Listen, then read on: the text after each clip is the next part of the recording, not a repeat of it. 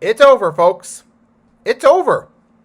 The 76ers season came to an end in Game 6, May 2nd, 2024, in the opening round. So 1 year removed from Doc Rivers, we don't even make it to the second round. Meanwhile, his team, Milwaukee Bucks, lose the opening round but have more of a valid excuse without Giannis, but that's not the point. The point is, the Sixers lost. We saw the writing on the wall. This team struggled without Embiid, and I said, in order to have any shot of winning, this was going into the play-in. Embiid would have to carry the Sixers through the play-in, 4-7, best-of-7 series in order to win a finals. And obviously that did not happen.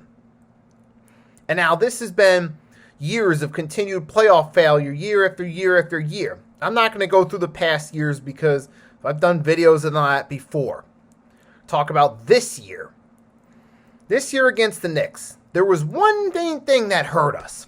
One thing that kept causing the Sixers to lose games. Simple.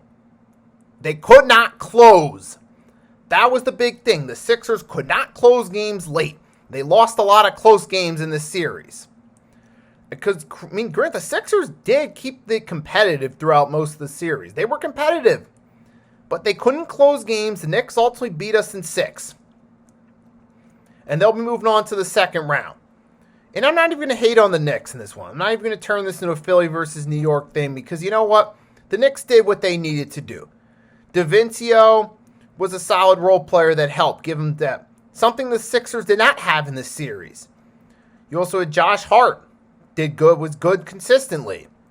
And then, of course, Jalen Brunson, the superstar, he balled out throughout the series. Now, Embiid, he had some good performances in this series, but when you look at the Sixers, it was mostly Embiid, Maxey. And the rest of the team, average performances at best from a few players. The rest of the team didn't do anything. And I'm going to get to certain players' Game 6 performance in a minute, but yeah, that was one of the biggest differences. The Knicks had guys throughout the series that could score points. Of course, you had Brunson would ball out, but you also had guys like Hart, DaVincio, Bogdanovic before he got hurt. These guys, you had multiple guys that could do something there. You also had you had OG Anunoby. OG was decent in some of these games too. So the point is, Knicks had players all across the roster that could score points. It wasn't just one or two players trying to carry the team. And that's what we got with the Sixers through most of the series. And in this game, this was the one, because look at throughout the series, Buddy Hield. He waits till Game 6 to step up, but it wasn't enough, and it was too late. Tobias Harris. I'll get to him in a second. But he's out of Philly. He's got to be. You look around, you have Nick Batum had a decent game, but where is he the rest of the series? Cameron Payne did decent off the bench in the Game 3 win, but outside of that, nothing special from him. And you look at Paul Reed, what did he do in this series? His contract's coming up. Well, we can find a better backup center. And then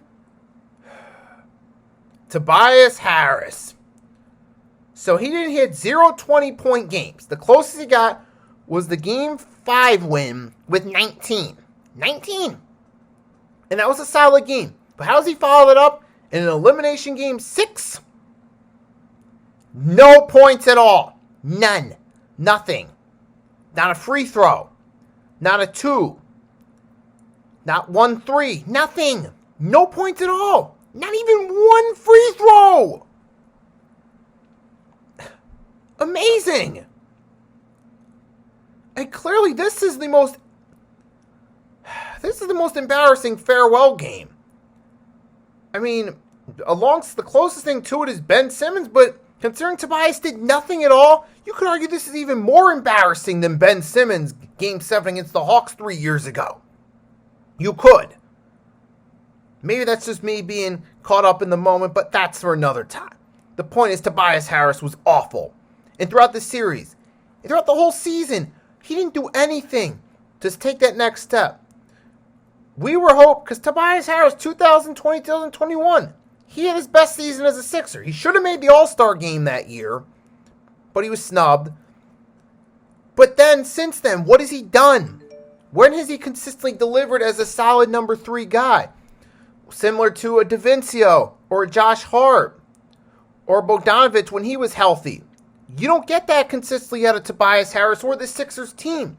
But Tobias, especially after this playoff series and that 0-game performance, he's got to go. He's replaceable. He was not a good number 3 option. You get a couple good games from him a year, and then outside that, get a lot of 10-point games or less. And then an elimination game, no points at all. It's ridiculous. Embiid and Maxey did their best throughout the series, but guys like Tobias let the team down. Kelly Oubre, he did okay this series at times. Cameron Payne had one decent game. Batum didn't get much from him. Paul Reed didn't show anything. That's the thing. And the sad part is we could have traded Tobias to the Pistons and gotten Bogdanovich and Alex Burke, who did solid for the Knicks, but we didn't. It's time to go back to the drawing board. That's another vid for another time. But yeah, I mean, all I'll say is this. Look, to the Knicks, congratulations. You did what you needed to do in this series. You managed to win out.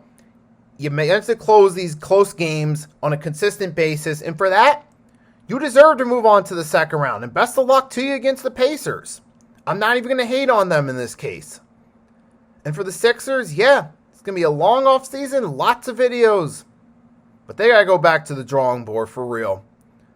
Another season with Joel Embiid down the books. Another playoff exit. That's all I got to say for now. You guys can comment. Let me know what you think of it. If there's anything you want to add to what I said, feel free to do so in the comments. If you want more Sixers and Eagles related content, make sure to subscribe. Drop a like to show your support. And most of all, enjoy the rest of your day. Until next time, signing off.